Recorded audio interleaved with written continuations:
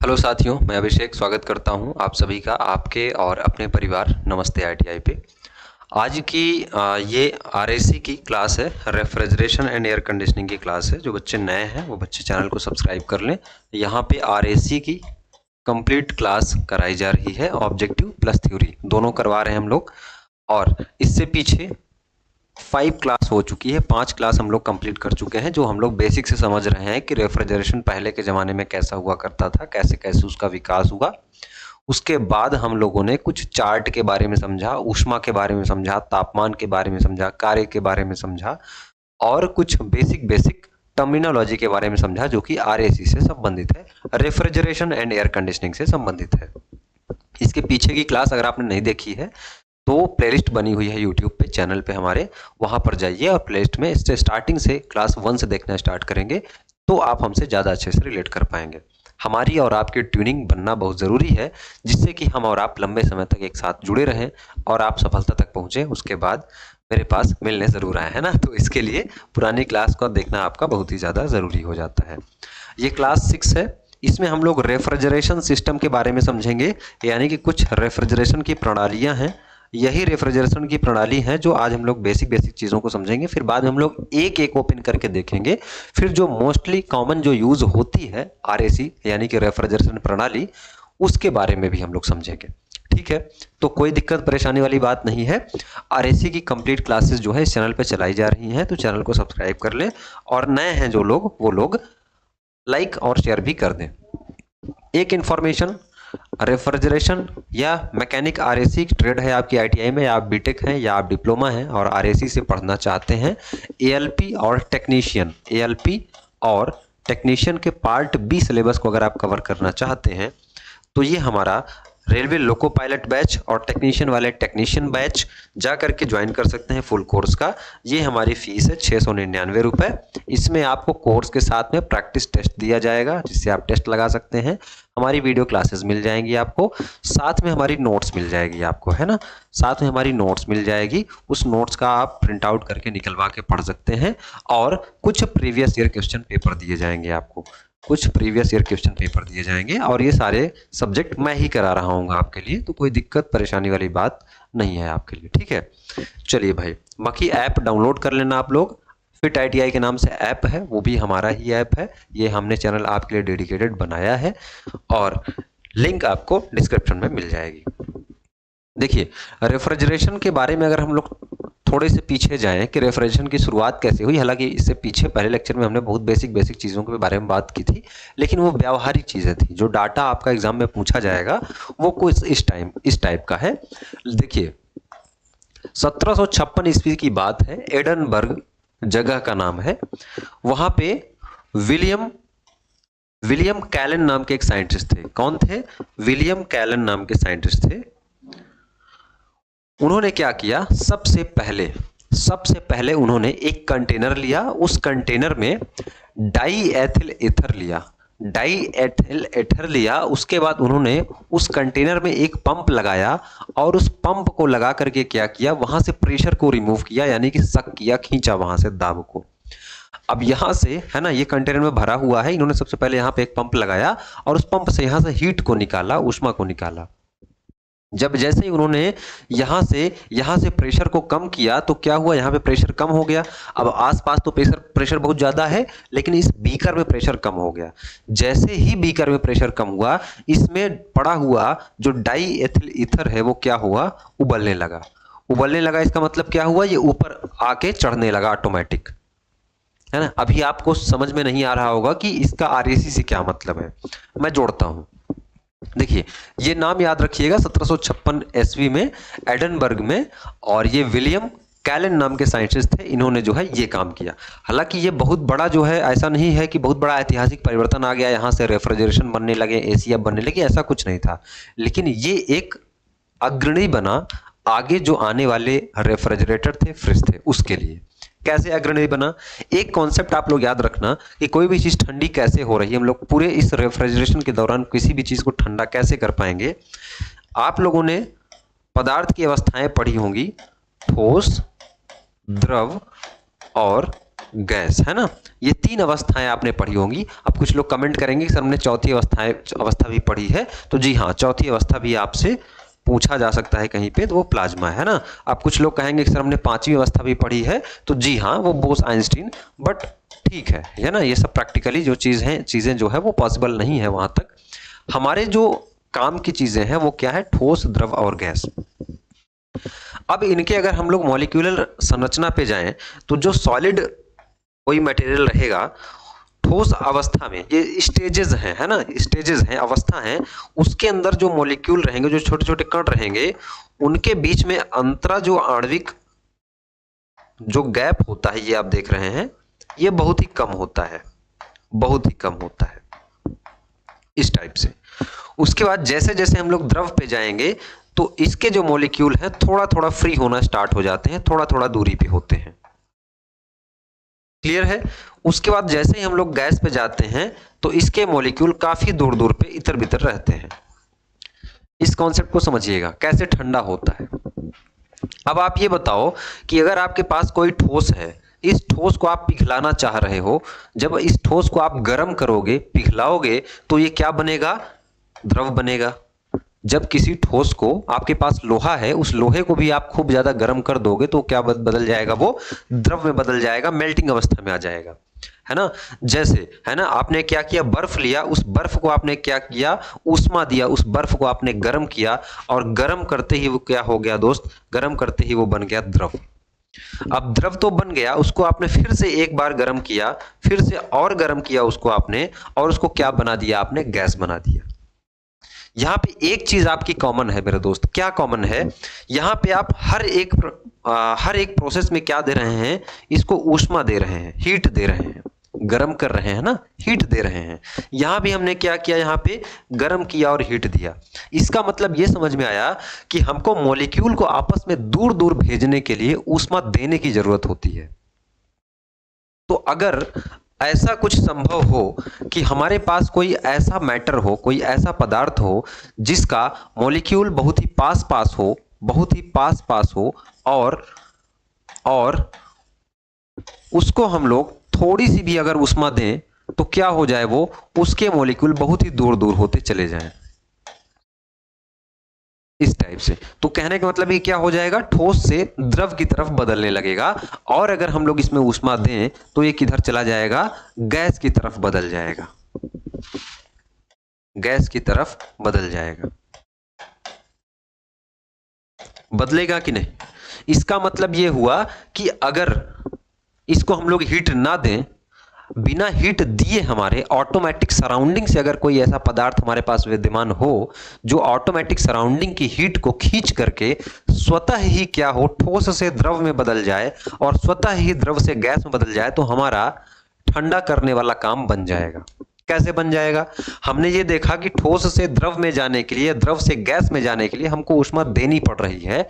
अगर हमको ऊष्मा ना देना पड़े, बिना दिए ही स्वतः ही ठोस से द्रव में बदल रहा है, इसका मतलब है कि वो अपने आसपास से वायुमंडलीय ऊष्मा तो ले रहा है ना। वही काम आपको फ्रिज में करना है। फ्रिज आपके पास एक छोटा सा कंटेनर है, आपके पास कोई ऐसा फ्रिज के अंदर जो रेफ्रिजरेंट, जो तरल पदार्थ बहता है, वो एक ऐसा पदार्थ होता है, ऐसा सब्सटेंस होता है जो स्वतः ही क्या करता है, अपने आप ही ऊष्मा लेकर के, जो भी उसको थोड़ी बहुत ही ऊष्मा मिल जाए, जितना ही मिल जाए आसपास, उसी में वो खुश रहता है, क्योंकि उसका टेम्परेचर बहुत ही कम होता है ऑलरेडी। तो आसपास अपने संपर्क में आते ही, सब्जी आपने रखी, आपने पानी रखा, तो उसको लगता है कि यार हाँ तो बहुत ज्यादा हीट है, इससे हम ले सकते हैं, क्योंकि वो ऑलरेडी माइनस में चल रहा है ना, बहुत गरीब है वो। आसपास थोड़े भी पैसे वाले उसको दिखे तो लगा कि यार यहाँ तो बहुत पैसे, हम थोड़ा सा ले लेते हैं। तो हम लोग क्या करते हैं, एक ऐसे सब्सटेंस, एक ऐसे मटेरियल को प्रवाहित कराते हैं जो कि ऑलरेडी बहुत नेगेटिव में चल रहा हो, और जैसे ही हमारी फल है, सब्जी है, इसके आसपास के कांटेक्ट में आए, उसको पता चले यार यहाँ तो बहुत ऊष्मा है, तो फिर क्या करे, वो अपना फेज चेंज करना स्टार्ट कर देगा। अगर लिक्विड है तो गैस बन जाएगा, ठोस है तो लिक्विड बन जाएगा, यानी कि इसी सीरीज में जाने की वो कोशिश करेगा और अपने मॉलिक्यूल से हटने की कोशिश करेगा। गरीब है तो अपनी गरीबी को छोड़ने की कोशिश करेगा ना।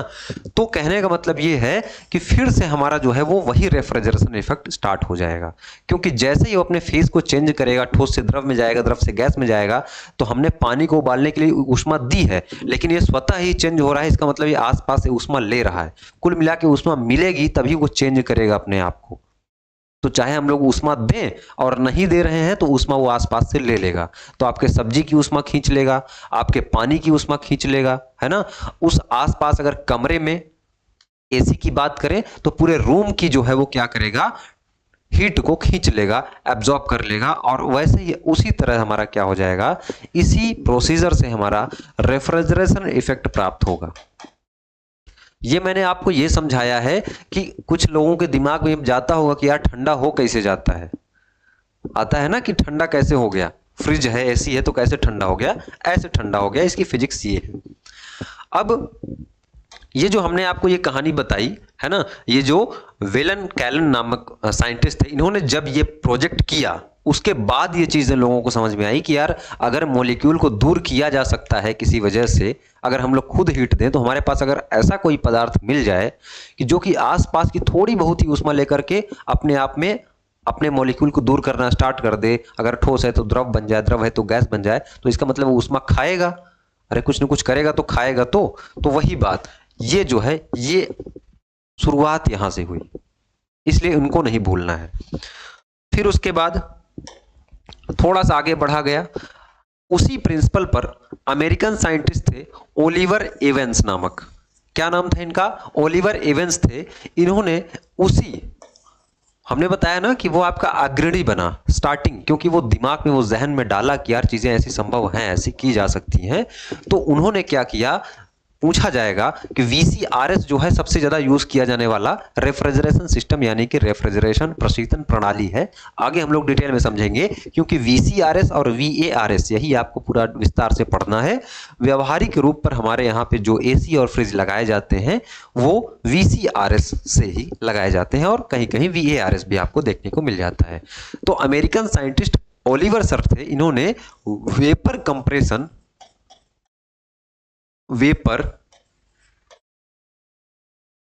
Compression refrigeration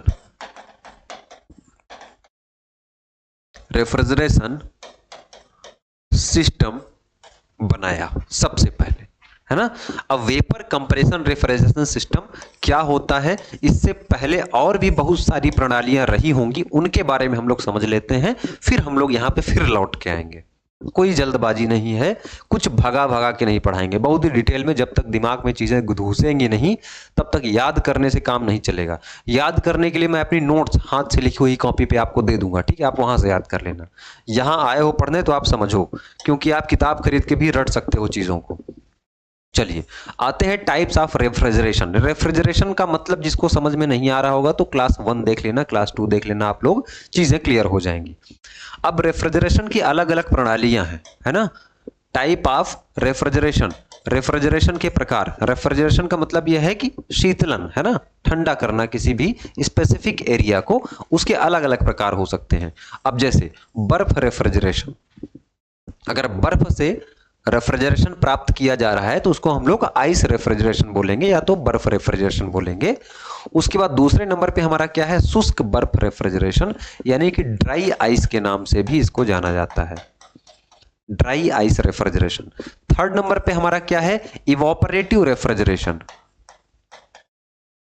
evaporative refrigeration, clear है। Air expansion refrigeration,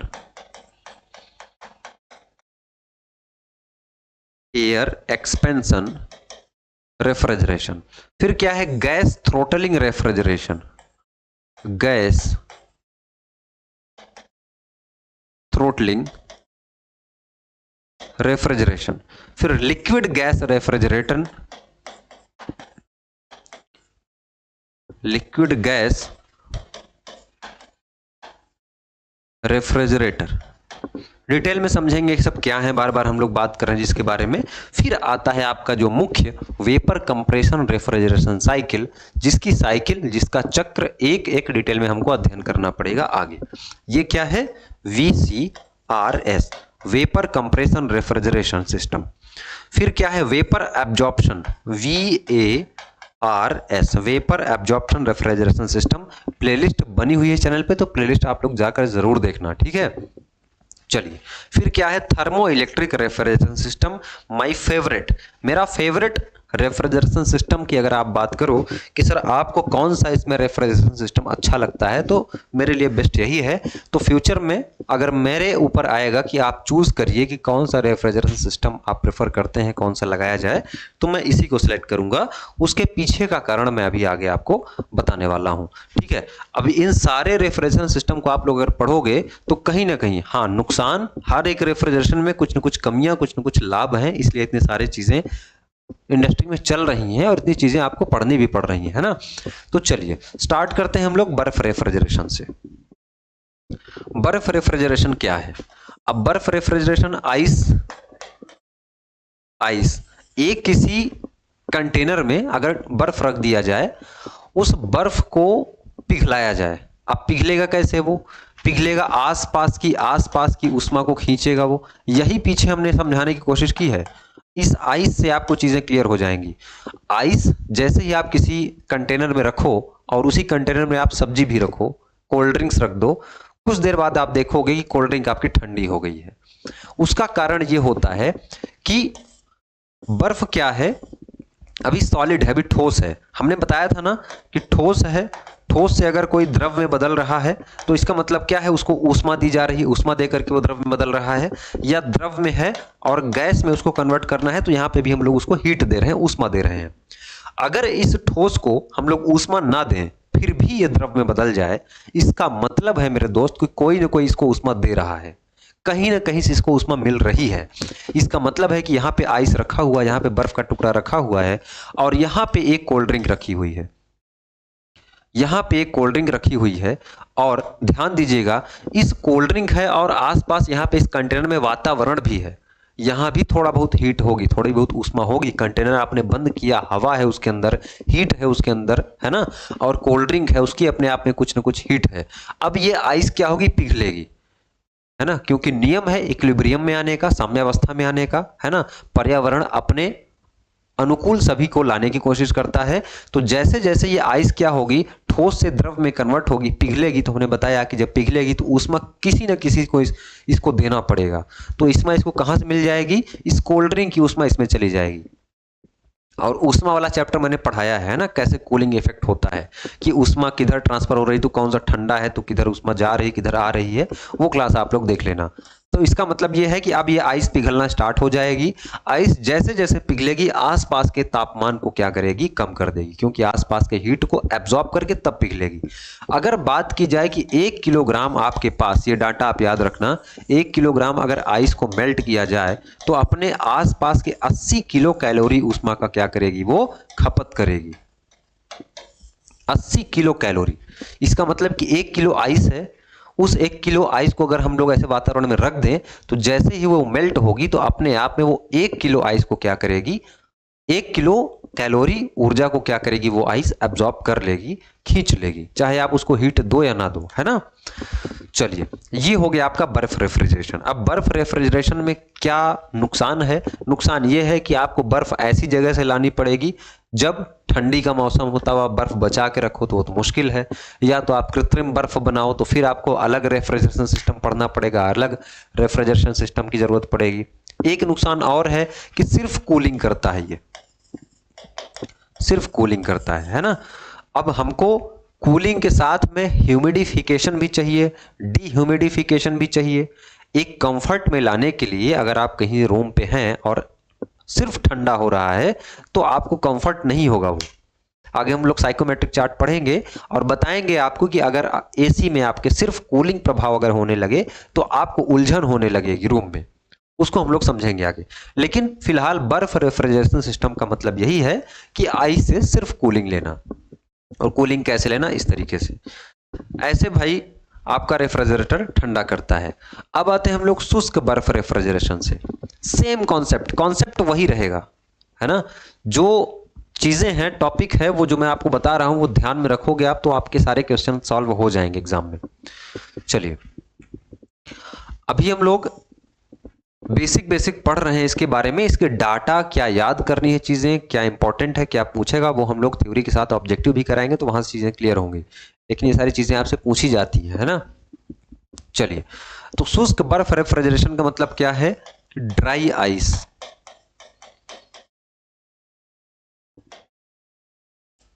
refrigeration, dry ice refrigeration, या इसी को हम लोग ठोस कार्बन डाइऑक्साइड भी बोलते हैं। देखिए, कार्बन डाइऑक्साइड गैस है, उसको हमने क्या किया, खूब कंप्रेस कर दिया। पहले खूब कंप्रेस किया तो वो क्या हो गई, सॉलिड हो गई, है ना। सॉलिड हो गई यानी कि ड्राई आइस इस टाइप से कन्वर्ट हो गई। वही कॉन्सेप्ट, वो कॉन्सेप्ट मैंने इसलिए बताया कि अब ये ठोस हो गई। जैसे ही हम लोग इसको आसपास किसी वायुमंडलीय जो इक्विलिब्रियम में किसी नॉर्मल टेम्परेचर के कोई बॉडी है या कोई एरिया है, कोई सिस्टम है, कोई बाउंड्री के अंदर कोई पदार्थ आपका रखा हुआ है, उसके आसपास हम लोग इसको लाएंगे तो पहले हमने इसको क्या बना दिया है, ठोस CO2 बना दिया है। थी तो गैस, लेकिन इसको हमने कंप्रेस किया, दबा दबा के इसके मॉलिक्यूल को एकदम पास कर दिया। अब जब पास कर दिया तो ये बन गया ठोस, है ना, ये बन गया ठोस। अब जैसे इसको हम लोग किसी बॉडी के कांटेक्ट में लाएंगे तो ये हीट वहां से लेगा और फिर से क्या बनने की कोशिश करेगा, फिर से बनने की कोशिश करेगा गैस। आखिर उसका नेचर तो गैस ही है, CO2 का। तो जैसे क्या करेगी, ठोस से फिर से गैस में कन्वर्ट होने की कोशिश करेगी। उस दौरान जब ठोस से गैस में कन्वर्ट होने की कोशिश करेगी तो अपने आसपास के चारों तरफ की ऊष्मा को अपने आप में समाहित करने की कोशिश करेगी, अपने आप में समावेशित करने की कोशिश करेगी। मेरे दोस्त, यही कहलाता है क्या, आपका शुष्क बर्फ रेफ्रिजरेशन। डिटेल में समझेंगे, एक एक चैप्टर है अपने आप में। बस यहाँ पे आप मूलभूत अवधारणाएं, क्योंकि हम लोग समझ रहे हैं कि कितने प्रकार के सिस्टम होते हैं। मैं चाहता तो सिर्फ नाम लिखवा देता आपको, लेकिन छोटा छोटा इंट्रोडक्शन मैं यही दे रहा हूं कि किस किस प्रिंसिपल पे काम करता है ये। क्लियर है? आगे बढ़े, आगे बढ़े यहां तक किसी को कोई समस्या? चलिए, इवापोरेटिव रेफ्रिजरेशन। अब इवापोरेटिव रेफ्रिजरेशन क्या है? हमने ये देखा कि ठोस है, द्रव है, गैस है। ये तीन अवस्था से हमने आपको समझाया कि हीट का ट्रांसफर हो जा रहा है और हमारी जो है आसपास की सराउंडिंग ठंडी हो जा रही है। इवापोरेटिव रेफ्रिजरेशन का मतलब ये है कि जैसे मान के चलिए कि आपके पास जल है, या कुछ लोग इसको पानी बोलते हैं, इसको हम लोग क्या करें, इसको वाष्पीकृत करें, इसको गर्म करें, है ना। इसको गर्म करेंगे हम लोग तो पहले क्या है, ये पहले तो ये लिक्विड है। वही कॉन्सेप्ट हर जगह, पहले तो लिक्विड है, इसके मॉलिक्यूल थोड़ा पास पास हैं। इसको हम लोग कन्वर्ट करेंगे अगर गैस में तो इसके मॉलिक्यूल बहुत दूर दूर होने की कोशिश करेंगे, जाहिर सी बात है। और वो हम कैसे करेंगे, वाष्पीकृत करके, है ना। इसको इवापोरेट करेंगे। अब जैसे ये लिक्विड से गैस में कन्वर्ट होगा तो फिर ये ऊष्मा का एब्जॉर्प्शन करेगा, या हम लोग इसको ऊष्मा देंगे, नहीं देंगे तो अपने आप, अगर ये अपने आप गैस में कन्वर्ट होगा तो अपने आप ही क्या करेगा, ये हीट को खींचेगा, एब्जॉर्ब करेगा। इसी सिस्टम पर, इसी इवापोरेटिव सिस्टम पर आपने देखा होगा कि जो घड़ा होता है ना, जो घड़े में पानी रखा होता है, वो भी इसी सिस्टम पर काम करता है। पानी रखा होता है वो भी इसी सिस्टम पे काम करता है। कैसे काम करता है, सवाल जहन में जरूर आना चाहिए कि कैसे काम करता है। आपने देखा होगा कि घड़े को आपने बाहर खुले स्थान पर रख दिया है, बाहर खुले स्थान पर रख दिया और उसमें छोटे छोटे छिद्र होते हैं। यहां से क्या हो रहा है, यहां से पानी, हवा आकर यहां से टकरा रही है और पानी क्या हो रहा है, पानी में जा रही है ऊष्मा, थोड़ी सी ऊष्मा पानी में एब्जॉर्ब होती है और वो पानी क्या होता है, इवोपरेट होकर के बाहर चला जाता है, उड़ जाता है। अब जब पानी उड़ेगा तो वही कॉन्सेप्ट अगर लिक्विड से गैस में कन्वर्ट होगा तो इसका मतलब है कि कहीं ना कहीं उसके अंदर क्या होगा, अपने आसपास की हीट को खींचेगा, और जब आसपास की हीट को खींच लेगा तो आसपास हीट नहीं बचेगी। जब आसपास हीट नहीं बचेगी तो आसपास का माहौल ठंडा हो जाएगा। वही कॉन्सेप्ट पे आपका क्या करता है, घड़े का पानी ठंडा होता है इवापोरेटिव रेफ्रिजरेशन से। इवापोरेटर के बारे में हम लोग आगे डिटेल में, हमारा एक चैप्टर ये भी है कि इवापोरेटर। क्लियर है? यहां तक किसी को कोई समस्या नहीं होनी चाहिए। आगे बढ़े। एयर एक्सपेंशन रेफ्रिजरेशन, फिर वही बात, हर जगह कुल मिला के ले दे के वही बात हो रही है। एयर एक्सपेंशन, एयर है। देखिए अभी तक हम लोग क्या देख रहे थे, थोड़ा थोड़ा अलग है, चीजें एडवांस हैं। ठोस, मैं इतना आसान भाषा में बता रहा हूं, ठोस है, ये द्रव था, ये क्या था, गैस था। अभी तक हम लोग क्या देख रहे थे कि किसी ठोस को हम लोग द्रव में पिघला रहे थे तो वो एक अलग रेफ्रिजरेशन सिस्टम कहलाता था। द्रव को हम लोग गैस में कर रहे थे तो वो एक अलग रेफ्रिजरेशन सिस्टम कहलाता था। यहां पे ये कह रहा है कि एयर को और एक्सपेंड किया जा रहा है। एक्सपेंड का मतलब ही होता है कि मॉलिक्यूल को एक्सपेंड किया जा रहा है। अब जब ठोस के मॉलिक्यूल को आप एक्सपेंड करोगे तो बन जाएगा द्रव, है ना। एक्सपेंड करने के तरीके अलग होंगे, नेचर अलग होंगे, लेकिन जब ठोस द्रव में कन्वर्ट होगा तो उसके मॉलिक्यूल क्या होंगे, दूर दूर होंगे, हटेंगे आपस में, और उस द्रव को फिर से हम लोग क्या करेंगे, एक्सपेंड करेंगे, तो वो क्या बन जाएगा, गैस। अब ये क्या कह रहा है कि गैस को भी और एक्सपेंड करिए, एयर को और एक्सपेंड करिए। तो अगर ऐसा संभव हो पाए कि हम लोग गैस को और भी एक्सपेंड कर पाए, उसके मॉलिक्यूल और दूर दूर अगर हो पाते हैं, तो वो भी क्या कहलाएगा, एक रेफ्रिजरेशन सिस्टम कहलाएगा। उस रेफ्रिजरेशन सिस्टम को हम लोग क्या बोलेंगे, एयर एक्सपेंशन रेफ्रिजरेशन सिस्टम। कैसे कर सकते हैं इसको, किसी भी पंप से, किसी भी कंप्रेसर से, है ना, किसी भी कंप्रेसर से हम लोग क्या करें, पहले इसको खूब ज्यादा कंप्रेस कर दें, खूब ज्यादा कंप्रेस कर दें, दबा दें और तेजी से छोड़ें, तो क्या करेगी, हवा है, एयर है, तेजी से भागने की कोशिश करेगी, एक्सपेंड होगी। वहां पे हमारा कूलिंग प्रभाव क्या हो जाएगा, मिल जाएगा, रेफ्रिजरेशन इफेक्ट हमको प्राप्त हो जाएगा। क्लियर है? मैं ऐसा करता हूं कि जो चीज मैं समझाने की कोशिश कर रहा हूं वो चीजें आपको समझ में आ रही होंगी। Gas throttling process, gas throttling process भी सेम कॉन्सेप्ट पे काम करता है ना। जैसे आपने देखा कि एयर एक्सपेंशन आपका काम कर रहा है, ठीक उसी प्रकार से गैस थ्रॉटलिंग भी आपका काम करता है ना। इसमें क्या करते हैं हम लोग, इसमें क्या करते हैं भाई, किसी उच्च दाब की रेफ्रिजरेंट को क्या करते हैं हम लोग, ऊष्मा को शोषित करवाते हैं इसमें, है ना। आसपास की जो भी ऊष्मा होती है उस ऊष्मा को इसमें भी हम लोग क्या करते हैं, गैस में प्रवेश कराते हैं, गैस में प्रवेश कराते हैं आसपास के।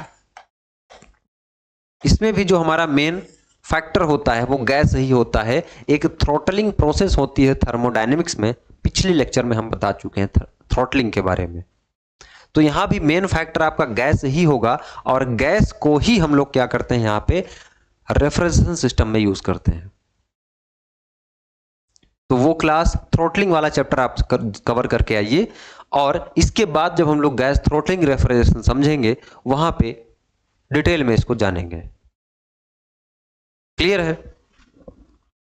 आगे बढ़ें। Liquid gas refrigeration system. Liquid gas refrigeration system का मतलब यह है कि कोई हमारे पास गैस है, उसको हम लोग बहुत ज्यादा दबा दबा कर लिक्विड बना दिए हैं। अगर किसी भी गैस को खूब ज्यादा कंप्रेस कर दो आप लोग, आपके घर में सिलेंडर आता है खाना बनने वाला, तो कुछ लोग कहते हैं कि सिलेंडर में पानी भर के डाल दिया है, पानी भर के बेच दिया है ना, बेवकूफ बना दिया है। उस बेवकूफ को यह नहीं पता है कि अगर किसी गैस को खूब ज्यादा कंप्रेस किया जाए, खूब ज्यादा कंप्रेस किया जाए, तो वो क्या हो जाती है, द्रव में परिवर्तित हो जाती है, यानी कि वो लिक्विड बन जाती है ना। अब उस बेवकूफ से कोई ये पूछे कि ठीक है आपको सिलेंडर में पानी तो मिल गया है, आप खाना बनाते हो, लेकिन लास्ट में जब खत्म हो जाता है तो पानी दिखना तो चाहिए, कहाँ गया वो, क्योंकि इतना कंप्रेस किया गया एक छोटे से कंटेनर में कि अब वो बन गया द्रव। वही सेम कॉन्सेप्ट करना है, किसी भी गैस को हम लोग इतना ज़्यादा दबा दें कि वो लिक्विफाई हो जाए, और जैसे ही उस गैस को जो द्रव बन चुका है उसको किसी आसपास कंटेनर में हम लोग छोड़े जहां पे हमको ठंडा करना है, तो क्या होगा, खूब ज्यादा दबा हुआ था, पहले आसपास थे उसके मॉलिक्यूल, जबरदस्ती प्रेशराइज करके, और जैसे ही आपने वहां पे खुले स्थान पे छोड़ा वो उसके मॉलिक्यूल दूर होना स्टार्ट हो गए। अब जैसे मॉलिक्यूल दूर होंगे तो अपने आप में ऊष्मा को क्या करेंगे, एब्जॉर्ब करेंगे, खींचेंगे। अब जब आसपास की ऊष्मा को खींचा इन्होंने तो फिर से क्या हुआ, आसपास ठंडा हो गया, अगल बगल का क्षेत्र ठंडा हो गया, तो फिर से हमारा क्या हो जाएगा, यहाँ पे फिर से रेफ्रिजरेशन इफेक्ट मिल जाएगा। बहुत बेसिक, बहुत कॉमन सी बात है। बार बार मैं यही चीज़ें इसीलिए समझा रहा हूँ हर एक सिस्टम में कि जब मैं इस सिस्टम में घुसूँ तो आपके दिमाग में ये न रहे कि सर ठंडा हो कैसे रहा है। फिर आते हैं हम लोग वेपर कंप्रेशन रेफ्रिजरेशन सिस्टम। वही एयर एक्सपेंशन वाला ही काम यहाँ पे भी हो रहा है। किसी भी वेपर को हम लोग पहले क्या करते हैं, कंप्रेस करते हैं, फिर बाद में जा करके एक्सपेंड करते हैं। इसमें होता क्या है कि एक लिक्विड रेफ्रिजरेंट होता है, लिक्विड रेफ्रिजरेंट होता है। चलिए इसके थोड़ा सा काम कैसे करता है यही देख लेते हैं। लिक्विड रेफ्रिजरेंट के रूप में कुछ भी हो सकता है, जैसे कि फ्रीऑन हो सकता है, इसमें फ्रीऑन यूज करते हैं हम लोग, है ना। फ्रीऑन यूज कर सकते हैं, अमोनिया यूज करते हैं, है ना।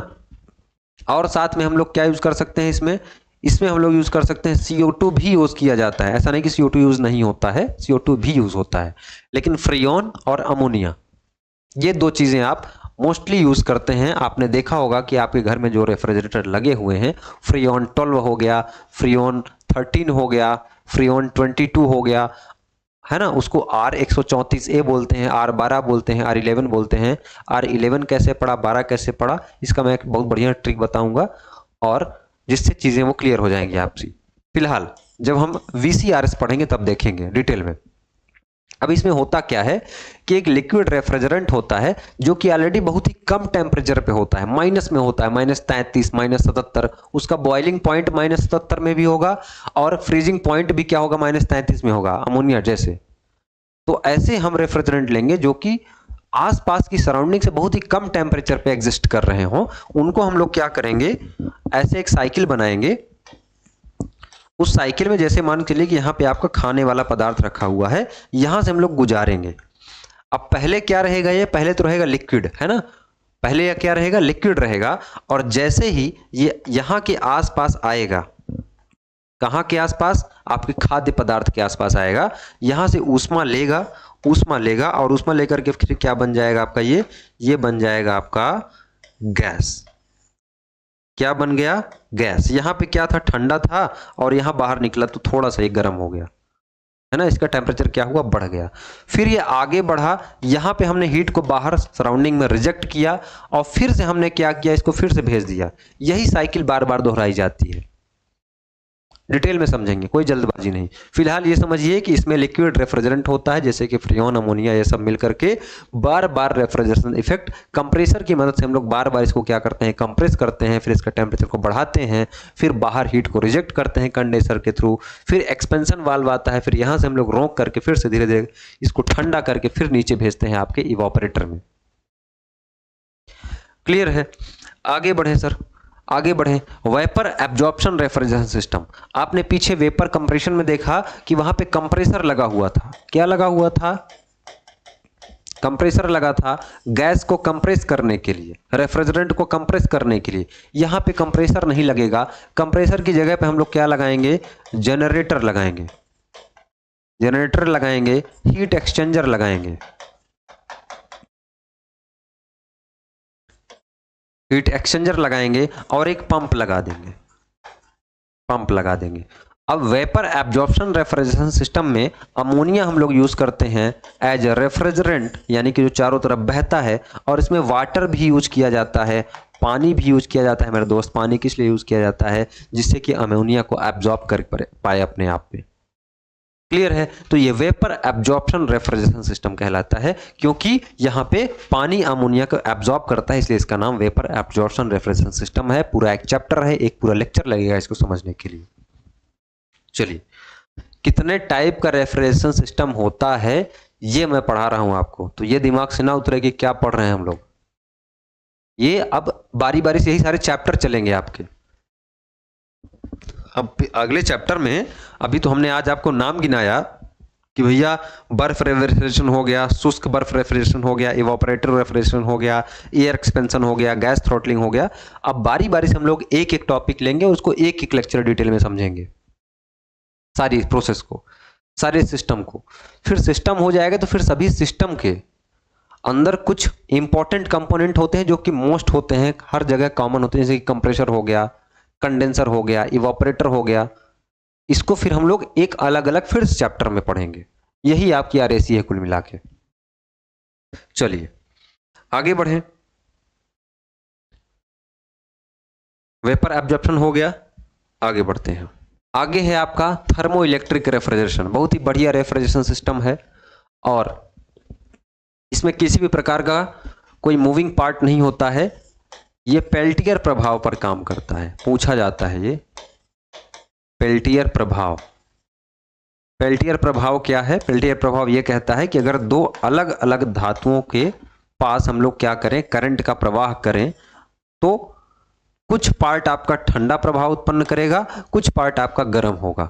एक मेटल आपकी ठंडी होगी, एक मेटल आपकी गर्म होगी। वो अलग अलग मेटल कुछ भी हो सकता है। वो जो हम लोग थर्मो इलेक्ट्रिक पढ़ेंगे तो डिटेल में समझेंगे कि कौन कौन से मेटल होते हैं जो कि इसमें हीट उत्पन्न करेंगे और कौन कौन से ऐसे मेटल होंगे जो कि हीट एब्जॉर्ब करेंगे। तो देखिए, बस यही आपने क्या किया, अलग अलग दो मेटल को लिया तो एक जगह क्या होगा आपका हॉट होगा, एक जगह आपका कूल होगा। तो जो कूल वाला पार्ट होगा, अगर हमारे काम का कूल वाला होगा तो उसको हम लोग यूज कर लेंगे, जो कि रेफ्रिजरेशन के काम आ जाएगा। इसमें किसी भी प्रकार का कोई मूविंग पार्ट नहीं होता है। मूविंग पार्ट नहीं होता है। कोई भी कंप्रेसर नहीं लगा होता है। कोई भी कंप्रेसर नहीं होता है ना। किसी भी प्रकार का आपका इसमें जो है रेफ्रिजरेंट नहीं लगता है। रेफ्रिजरेंट यानी कि पीछे जो बह रहा था हमने देखा, जैसे अमोनिया हो गया आपका, फ्रीऑन हो गया, आर, इसमें किसी प्रकार की कोई गैस उड़ने का कोई खतरा नहीं रहता है ना। गैस नहीं उड़ता है। गैस होती ही नहीं है तो गैस उड़ेगा क्या भाई? तो एक सवाल मन में और आएगा सर कि सारे लोग सारे फ्रिज और एसी यही थर्मो इलेक्ट्रिक ही क्यों नहीं लगाते हैं? एक फायदा इसका और भी है कि इसमें कंप्रेसर नहीं है तो इलेक्ट्रिक खपत कम होगी। इलेक्ट्रिक कम खर्च होगी। क्यों नहीं यूज करते हैं? इसका यूज इसलिए नहीं करते हैं क्योंकि इससे बहुत ही कम टेम्परेचर अचीव करना इम्पॉसिबल है।